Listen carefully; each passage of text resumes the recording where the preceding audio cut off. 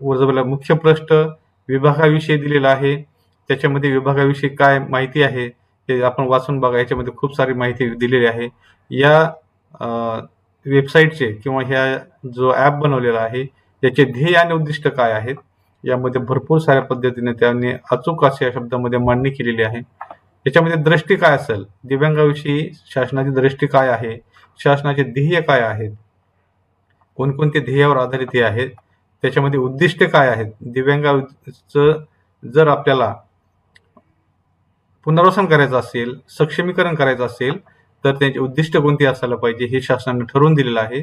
या उद्दिष्टाच्या अनुषंगानं शासन काम करेल असं यामध्ये सांगितलेलं आहे. आणि शासनाचे धोरणात्मक लक्ष्य कोणतं आहे यामध्ये दिलेलं आहे. सर्व गोष्टी आपण जर वाचल्या तर शासनाचं दिव्यांगाविषयीचं असलेलं एक नातं यामधून आपल्याला निश्चित होईल. आणि दिव्यांगांना समान संधी व भेदभाव रहितता सुनिश्चित करणे याबाबतही कसे नियम आहेत, काय काय त्यामध्ये सोयीसुविधा दिलेल्या आहेत आणि दिव्यांग व्यक्तीसोबत कसं वागायला पाहिजे, शिक्षणामध्ये आणि कौशल्य विकास कसं वृद्धिंगत करायचं हेही यामध्ये आपण शासनानं एकदम स्पष्ट पद्धतीने दिलेलं आहे. त्यानंतर आपण बघू शकता दिव्यांगाच्या आरोग्य पुनर्वसन आणि सर्वांगीण सक्षमीकरण करणे हे जे ध्येय आहे या ध्येयाचं साध्य कसं करायचं, कोण कोण व्यक्ती याच्यामध्ये काम करणार आहेत. जसं आपण बघितलं की फिजिओथेरपिस्ट आहे, व्यवसाय उपचार तज्ज्ञ आहेत, वाचोपचार तज्ज्ञ आहेत आणि समुपदेशन करणारे जे सोशल वर्कर जे लोक असतात त्यांचं यामध्ये काय कार्य असेल हे सर्व कार्य यामध्ये दिलं आहे.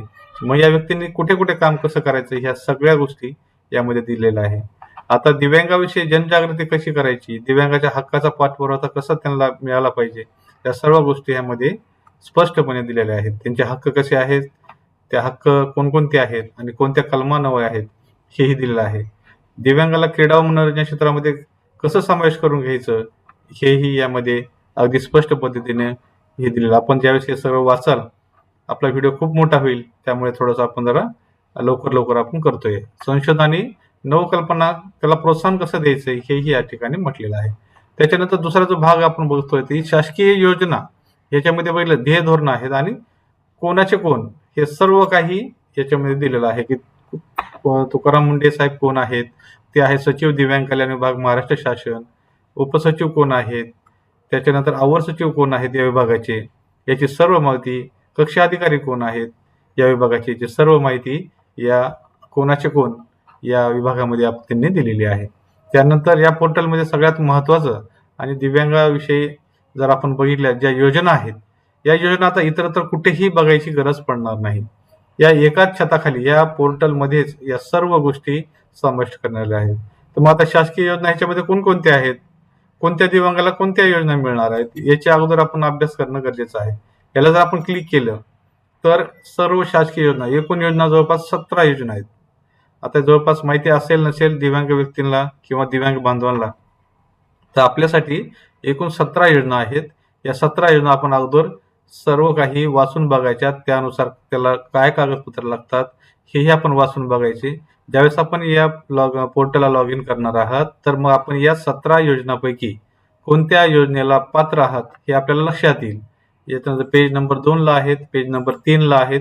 अशा पद्धतीने जर पुढे करत गेलं तर आपल्या 17 योजनांची माहिती या पहिल्या पेजवरच आपल्याला मिळते. मग आता जर आपल्याला बघायचं असेल तर दिव्यांगासाठी आता ह्याच्यामध्ये विभाग दिले. आता याच्यामध्ये दिव्यांग सशक्तीकरण विभाग आहे, आदिवासी विभाग आहे, गृहनिर्माणासाठी कोणते आहेत जसं आपण घरकुल वगैरे म्हणतो, सामाजिक न्याय व विशेष सहाय्य विभागासाठी कोणते योजना आहेत, हे सर्व काही दिव्यांग सक्षमीकरणासाठी कोणत्या योजना आहेत. जर आपण जर बघितलं दिव्यांग सक्षमीकरण विभाग बघितला तर त्या दिव्यांग सक्षमीकरणाच्या एकूण 8 योजना या सर्व बाबी या ठिकाणी येतात. आता जर आपण गृहनिर्माणचं बघितलं, गृहनिर्माण विभाग बघूया आपण, याच्यामध्ये 2 आहेत. त्याच्यामध्ये एक प्रधानमंत्री आवास योजना शहरी भागासाठी आणि प्रधानमंत्री आवास योजना ग्रामीण भागासाठी. व शहरी भागातले जे दिव्यांग बांधव आहेत त्यासाठी जे काय लागतं या आपण आपलं तपशील पहामध्ये जर आपण या ठिकाणी क्लिक केलं तर तुम्हाला मी आता दाखवतो ती योजनेची माहिती मिळते. मग ह्याच्यामध्ये पात्रता काय असेल, जसं की 18 वर्षावरील तो दिव्यांग असला पाहिजे, त्याचं किमान 40% वर अपंगत्व असलं पाहिजे, उत्पन्नाचा दाखला त्याला पात्रतेनुसार दिलेला आहे, की सामाजिक आर्थिक व जात गणना जे आहे नुसार पात्रता काय आहे, आवश्यकता काय आहे, मग स्वतःची जमीन आवश्यक आहे का, काय आहे, सर्व गोष्टी या ठिकाणी नमूद केलेल्या आहेत. आणि आपण जर याला पात्र असाल किंवा आपल्याला जर आपल्याला याला नोंदणी करायची असेल किंवा ही योजनेचा लाभ घ्यायचा असेल तर विभागाला प्रत्यक्ष भेट द्या, याला क्लिक करायचं आणि पुढे जायचं. मग गृहनिर्माण विभाग कोणत्या, राज्य योजना कोणत्या आणि फक्त दिव्यांगासाठी कोणत्या, ह्या सगळ्या बाबी या ठिकाणी नमूद केलेल्या आहेत. त्यामुळं शासकीय योजनांची माहिती या ठिकाणी एकाच क्लिकवर आपल्याला मिळणार आहे. कुणाला विचारायची गरज नाही किंवा दुसऱ्या वेबसाईटला भेट द्यायची आता गरज पडलेली नाही. त्यानंतर आता एखाद्या दिव्यांग बालक आहे 0 ते 18 वर्षापर्यंत जो आहे किंवा 5 ते 18 वर्ष, 3 ते 18 वर्षापर्यंत ज्या बालकाला शिक्षण घ्यायचंय किंवा त्यांना आपलं एक मेडिकल सर्टिफिकेट आपण ज्याला म्हणतो की अपंगाचं प्रमाणपत्र काढायचंय, तर त्यासाठीच्या सर्व गोष्टी आता शाळेमध्ये प्रवेश घ्यायचा असले या ठिकाणी आपण जर क्लिक केलं तर याच्यामध्ये स्पष्ट दिलेलं आहे. आपण जर या कॉलमला क्लिक केलं तर याच्यामध्ये आपल्याला जर एखाद्या मुलाला शाळेमध्ये प्रवेश घ्यायचा असेल तर या शाळेमधील कुठे शोधायची, शाळा कशी शोधायची, समजा एखादा जिल्हा जर आपण पकडला तर आपल्याला उदाहरणार्थ शाळा आपल्याला प्रवेशित करायचंय तर शाळा आणि सर्व जिल्हे किंवा आपले एक पकडूया आपण बीड जिल्हा, याच्यामध्ये जर फिल्टर लागू करा असं जर म्हटलं तर बीड जिल्ह्यामध्ये ज्या काही शाळा आहेत ते आपल्याला दाखवतं. या ठिकाणी सर्व त्या शाळेचे तालुक्यातील जिल्ह्यातील ज्या शाळा आहेत त्या सर्व शाळा या ठिकाणी दाखवतात. त्यानंतर त्या शाळेचं नाव, त्याचं लोकेशन, त्याचं प्राचार्याचं नाव आणि त्याचा मोबाईल नंबर हे या ठिकाणी दाखवलं गेलेलं आहे. जर तुम्हाला नकाशाद्वारे जसं की गुगल मॅपचं जर बघितलं, तुम्हाला शाळेविषयी जर माहिती पाहिजे असेल, शाळा कुठे आहे, कोणत्या ठिकाणी आहे, आपल्या घराच्या पासून किती अंतरावर आहे, तर नकाशावर शोधा असं म्हटलं तर तुम्हाला त्या नकाशामध्ये हा नकाशा गुगल मॅपचा जो नकाशा आहे तुम्हाला त्या ठिकाणी घेऊन जाईल आणि ती शाळा तुम्हाला शोधण्यास सोपं पडेल. आणि जर तुम्हाला एखाद्याला आता सर्टिफिकेट काढायचंय म्हणजे त्या मुलाचं अपंगत्वाचं प्रमाणपत्र काढायचं तर हॉस्पिटल किती अंतरावर आहे, तर रुग्णालय म्हणून जर शोधलं आणि जर फिल्टर्स वगैरे जर म्हटलं तर रुग्णालय कुठे आहे या ठिकाणी आपल्याला बघायला मिळतं. आणि नकाशावर जर आपण नकाशावर शोधा म्हटलं किंवा गुगल नकाशा उघडा म्हटलं तर ह्या डायरेक्ट गुगल नकाशावर घेऊन जातं. मग आपल्याला त्या ठिकाणचा पत्ता शोधणं अगदी सोपं जातं. अशा पद्धतीनं या दिव्यांग सहाय्यक पोर्टल दिव्यांग व्यक्तींना मदत करते आणि खूप मोलाची मदत या दिव्यांग सहाय्यक पोर्टलमधून होतं. आतापर्यंत एकही पोर्टल दिव्यांगाच्या अशा पद्धतीच्या कामाला आलेलं नव्हतं. त्यानंतर आता सगळ्यात महत्वाचं की दिव्यांगाविषयीचे धोरण काय, कायदे काय आणि नियम काय हे बघण्यासाठी आपल्याला वेगवेगळ्या वेबसाईट उघडावं लागतात, वेगवेगळे GR तपासावं लागतात, वेगवेगळे वेबसाईट आपल्याला तपासावं लागतात किंवा कोणाकडून मागून घ्यावं लागतात. मग ते काही चुकीचे पण असू शकतात. तर या वेबसाईटवर माननीय जे सचिव आहेत इतकं सोपं करून ठेवलं. तुम्ही धोरण, नियम, कायदे आणि नियम जर बघायचे मला याला क्लिक केलं तर सगळे दिव्यांगत्वाविषयीचे जे धोरण आहेत ते सर्व काही या ठिकाणी बघायला मिळतील. दिव्यांगाविषयी शासन निर्णय काय आहेत, आतापर्यंतचे जेवढे शासन निर्णय दिव्यांगाविषयी आहेत तेही या एका क्लिकवर आपल्याला या ठिकाणी बघायला मिळणार. आपण बघितलं तर धोरण आणि कायदे आपण बघूया. इथं नियम बघा, तुम्हाला शोधा पण दिलं, जर तुम्हाला माहित असेल तर इथं शोधू शकता नाव टाकून किंवा इथं जे काही अधिनियम आहेत महाराष्ट्र राज्य दिव्यांग व्यक्तींचे हक्क नियम 2024 आहे, 2017चा आहे, धोरणे कोणकोणते आहेत तर ही धोरणे एका क्लिकवर तुम्ही हे पहा असं जर म्हटलं तर आपण जर क्लिक केलं तर आपण डायरेक्ट PDF स्वरूपामध्ये आपण याला बघू शकतो, याला डाउनलोड करू शकतो, वाचू शकतो आणि तुमच्याकडं संग्रही सुद्धा ठेवू शकतो. एवढं सुटसुटीत आणि सरळ सोप्या भाषेमध्ये हा दिव्यांग सहाय्यक पोर्टल निर्गमित करण्यात आलेला आहे. दिव्यांगांना खरंच एक मोलाची मदत या ठिकाणी होणार आहे. त्यानंतर शासन निर्णय आणि परिपत्रके याच्यावर जर आपण केलं तर सर्व आतापर्यंतचे शासन निर्णय बघा, दिव्यांग कल्याण विभाग शासन निर्णय जर बघितलं 33 शासन निर्णय या ठिकाणी अवेलेबल आहेत. तर कोणते कसे आहेत हे आपल्याला या ठिकाणी क्लिक केलं तर हे बघायला मिळतं. बघा, हे 33 शासन निर्णय. मग सामान्य प्रशासन विभागाचे दिव्यांग विषयीचे जे शासन निर्णय आहेत ते बघायला भेटतील. ग्राम विकास विभागाचे दिव्यांगाविषयीचे जे शासन निर्णय ते बघायला भेटतील. सामाजिक न्याय व विशेष सहाय्य विभाग दिव्यांग कल्याण विभागाचे 40 शासन निर्णय आपल्याला या ठिकाणी बघायला मिळतील. परिवहन विभाग आपला महत्वाचा असतो की जे UDID कार्ड धारक दिव्यांग बांधव आहेत त्यांना प्रवासाकरिता जी सवलत आहे त्यासाठी बघायचं म्हटलं तर परिवहन विभागाचा शासन निर्णय आहे. वित्त विभागामध्ये कोणकोणत्या योजना ह्या दिव्यांगाविषयी आहेत तेही या ठिकाणी 4 शासन निर्णय त्याचे दिलेले आहेत. नगर विकास विभाग जर बघितलं 2 शासन निर्णय आहेत. अन्न व नागरी पुरवठा विभाग जर बघितलं तर 1 शासन निर्णय आहे. गृह विभाग बघितला तर 1 शासन निर्णयाचा आहे.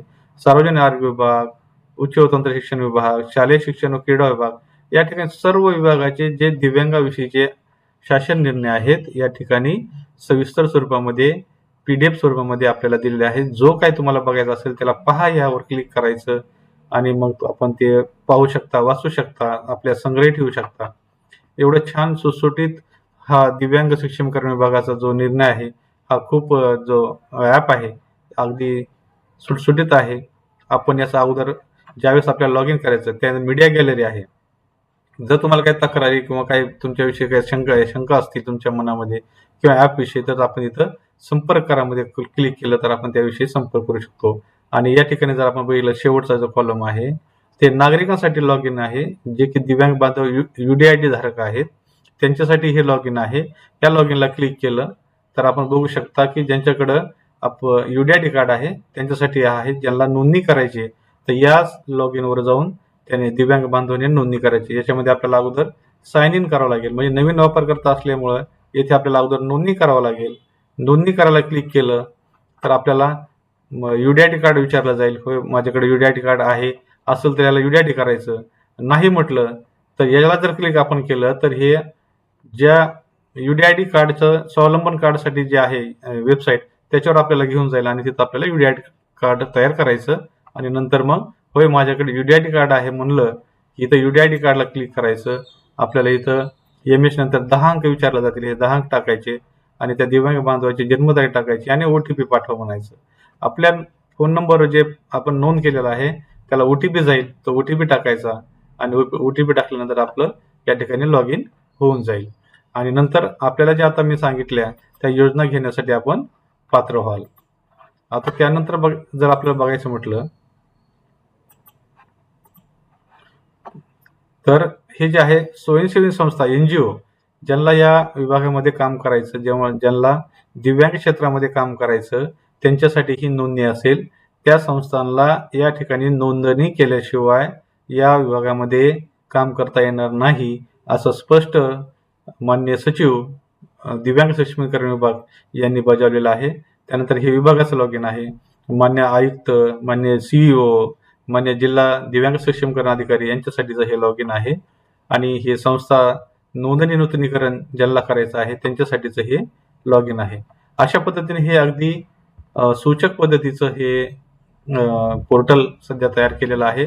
तरी ज्या दिव्यांग बांधवांना याच्यामध्ये लॉग इन करायचं, ज्यांना शासनाच्या योजनेची माहिती घ्यायची आहे, आपण कशासाठी पात्र आहोत, त्यांनी अगोदर ह्या सर्व गोष्टी आपण या ठिकाणी अगोदर वाचन करावा आणि नंतर आपलं या ठिकाणी लॉग इन करावा, जेणेकरून आपण योग्य या शासकीय योजनेवर लाभ घेण्यासाठी पात्र असाल किंवा आपल्याकडून काही चूक होणार नाही किंवा आपल्याला प्रवेश घ्यायचा असेल तर योग्य शाळा निवडण्यामध्ये किंवा आपल्या रुग्णालय शोधण्यामध्ये आपली हा जो पोर्टल आहे हा काम करेल किंवा दिव्यांगाचे कायदे काय, नियम काय, शासन निर्णय यांचे सर्व या ठिकाणी परिपत्रके आपल्याला बघायला मिळतील. आता इतरत्र कुठेही कोणत्याही वेबसाईटचा दिव्यांग बांधवाला उपयोग करण्याची गरज आता पडणार नाही. मित्रांनो, तुम्हाला जर ही माहिती आवडली असेल तर नक्कीच लाईक आणि सबस्क्राईब करा. धन्यवाद.